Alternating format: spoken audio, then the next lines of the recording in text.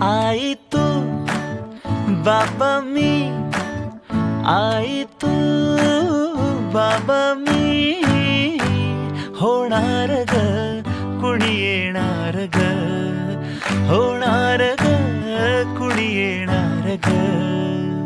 हा वा वा, हे मस्त आहे. आता हे ऐका. आजी तू आबा मी, होणार ग कुणी येणार ग, होणार ग कुणी येणार ग.